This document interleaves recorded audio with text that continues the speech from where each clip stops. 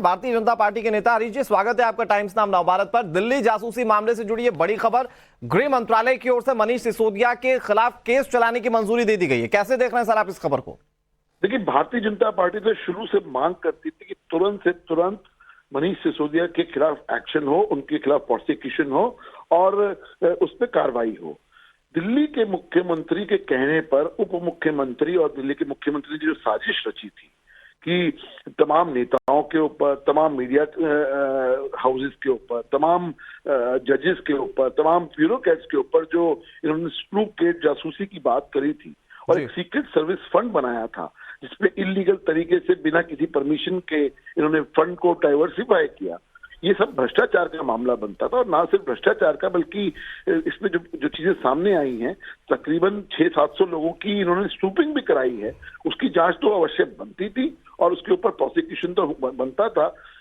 Ministry of home affairs ने इसका संज्ञान लेते हुए प्रोसिक्यूशन की वो करी। भारतीय जनता पार्टी इसका स्वागत करती है और अब जांच की जो आंच है वो मनीष सिसोदिया और अरविंद केजरीवाल के यहाँ जाना निश्चित है। उनको तो अब जांच का सामना करना पड़ेगा, जवाब देना पड़ेगा। उन्होंने स्नूपिंग क्यों करवाई और सीक्रेट सर्विस फंड किसके कहने पर इन्होंने ट्रांसफर करा। जी हरीश जी, आप लोगों ने इससे पहले कई सारे वीडियोस जारी किए थे, कई सारे आपने जो तथ्य हैं वो सामने रखे थे। तब आम आदमी पार्टी की तरफ से लगातार ये कहा जाता रहा कि जानबूझकर बीजेपी हमसे क्योंकि घबराती है इसलिए ऐसा करती है। लेकिन अब इस बड़े कार्रवाई के जाल में जब मनीष सिसोदिया फंसते हुए दिख रहे हैं, ऐसे में देखना होगा क्या जवाब अब उनकी तरफ से दिया जाता है। देखिए, हमेशा की तरह विक्टिम कार्ड खेला जाता है। विक्टिम कार्ड अपना करते हैं कि कभी भी कोई मामले में फंसते हैं तो अपने आप को विक्टिम दिखाने की कोशिश करते हैं। मुझे लगता है कि ये क्लियर मामला है और ये मामला आज का नहीं है, 2015 से आपको याद होगा भारतीय जनता पार्टी इसको उठाती हुई आ रही है। और निश्चित तौर के ऊपर जो उस वक्त भी मामला बहुत गर्म हुआ था कि इन्होंने सीक्रेट सर्विस फंड क्यों बनाया, इन्होंने कैमरे क्यों खरीदे, इन्होंने जासूसी का मामला जासूसी क्यों करने की कोशिश करी। मतलब कहीं ना कहीं घबराते हैं लोग कि अपने विरोधियों के खिलाफ जो इन्होंने साजिश रचने की कोशिश करी उसका एक ना एक दिन तो अंत और इंक्वायरी तो होनी थी। और मुझे लगता है वो दिन दूर नहीं कि अरविंद केजरीवाल और मनीष सिसोदिया को इस मामले में जेल भी जाना पड़ेगा, क्योंकि ये इलीगल मामला है और ना सिर्फ भ्रष्टाचार का मामला बल्कि जासूसी का मामला है, मामला बनता है। लेकिन हरीश जी, विक्टिम कार्ड की बात यहाँ पर आप कह रहे हैं, लेकिन इससे ज्यादा अरविंद केजरीवाल या फिर आम आदमी पार्टी राजनीति करने का आरोप लगाती है कि किसी खास मकसद के तहत ये सब कुछ बीजेपी करवाती है।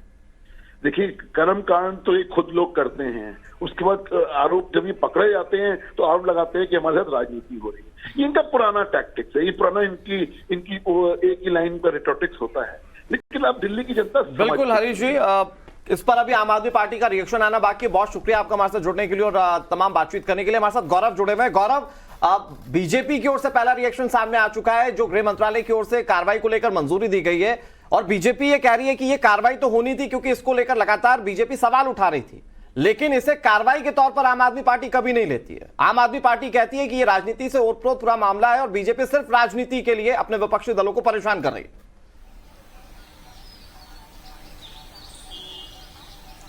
बिल्कुल, ये बहुत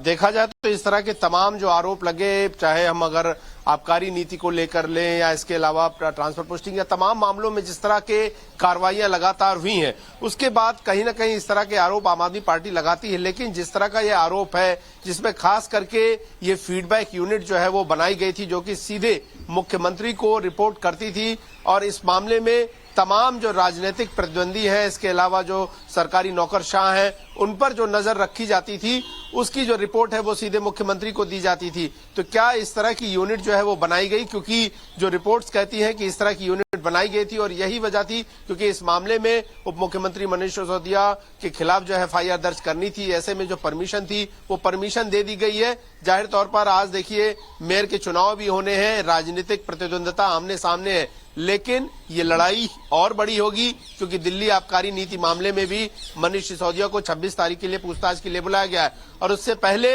इस फीडबैक यूनिट मामले में मनीष सिसोदिया के खिलाफ एफआईआर कराए जाने की जो अनुमति मिली है, जाहिर तौर पर आम आदमी पार्टी की मुश्किलें इस हिसाब से बढ़ेंगी क्योंकि इसमें तमाम ऐसे फैक्ट्स जो कि फीडबैक यूनिट को लेकर है, क्या वो किसी तरह के नोटोरियस काम करती थी, क्या अपने राजनीतिक प्रतिद्वंदियों और वो नौकरशाह जो उनकी बात नहीं मानते थे उनको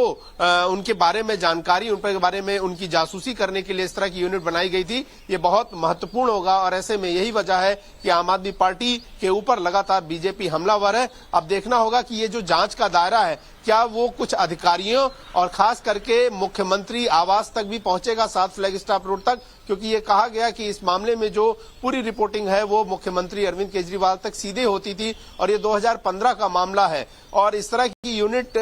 कई बार सुनी गई, कई बार चर्चाओं में आई, लेकिन इसको लेकर कोई खास एविडेंस जो है वो सामने नहीं आया। लेकिन अब इस मामले में जब एंटी करप्शन ब्यूरो अपनी जांच को बढ़ाएगा तो जाहिर तौर पर इस पूरी फीडबैक यूनिट का सेटअप क्या था, उसमें किस तरीके से जो है वो सर्विलांस किया जाता था, फीडबैक क्या किया जाता था, क्या टैपिंग होती थी, क्या नजर रखी जाती थी, किस तरह के दस्तावेज रखे जाते थे, बहुत सारी बातें निकलकर सामने की आशंका जो है इस पूरे मामले में की जा रही है। लेकिन फिलहाल ये बहुत बड़ी खबर है कि डिप्टी सीएम मनीष सिसोदिया के खिलाफ जो है वो एफआईआर दर्ज कराए जाने की अनुमति जो है वो फिलहाल दे दी गई है गृह मंत्रालय की तरफ से। वाकई गौरव, ये बहुत बड़ी खबर है और इससे मनीष सिसोदिया की मुश्किलें बहुत ज्यादा बढ़ती हुई दिखाई पड़ती हैं। इस पूरे मामले को अगर इस तरीके से हम देखें, क्योंकि पहले भी जब ये मामला सामने आया था तो आम आदमी पार्टी की तरफ से सीधे सीधे कहा गया था कि ये सब कुछ राजनीति के तहत किया जा रहा है, लेकिन अब इस एफआईआर के आदेश के बाद कैसे मुश्किलें मनीष सिसोदिया की बढ़ रही हैं, क्या क्या आरोप इस पूरे मामले को लेकर उनके ऊपर है, जरा ये भी बताइए।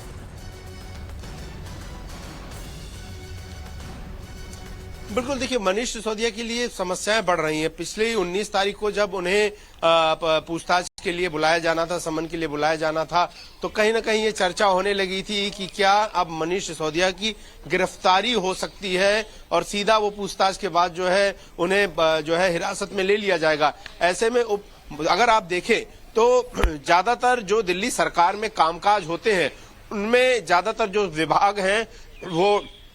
मनीष सिसोदिया, सत्येंद्र जैन या ऐसे मंत्रियों के पास थे। विभागों का बंटवारा मुख्यमंत्री अरविंद केजरीवाल ने ज्यादातर अपने साथियों पर कर रखा है, उन्होंने अपने पास कोई विभाग नहीं रखे हैं। ऐसे में जब भी इस तरह की कोई कार्रवाई होती है उसमें जो हस्ताक्षर होते हैं वो उन मंत्रियों के होते हैं और ऐसे में जब जांच का दायरा बढ़ता है तो वो सीधे इन मंत्रियों तक पहुंचता है। अगर हम आबकारी नीति की ही उदाहरण लें तो इसमें जिस तरीके से सत्येंद्र जैन और मनीष सिसोदिया ये सभी लोग जो है वो जांच के दायरे में आए, लेकिन जो इसमें टॉप लीडरशिप है वो कहीं ना कहीं बच गई, सर्वोच्च अथॉरिटी बच गई। ऐसे में मुश्किलें और बढ़ेंगी। अगर इस तरह के मामले और सामने आएंगे तो और मुश्किलें बढ़ेंगी, क्योंकि ज्यादातर मंत्रालय जो है मनीष सिसोदिया के पास भी काफी मंत्रालय हैं और इन मंत्रालयों को अपने पास रखने का नतीजा ये है कि इस मामले में अगर किसी तरह की अनियमितता पाई जाती है खास करके तो उसमें सीधे चाहे वो सीबीआई हो, चाहे वो ईडी हो और अब चाहे एसीबी हो, वो सीधे जांच की सुई मनीष सिसोदिया की तरफ जाती है। अगर आप आबकारी नीति का उदाहरण लें,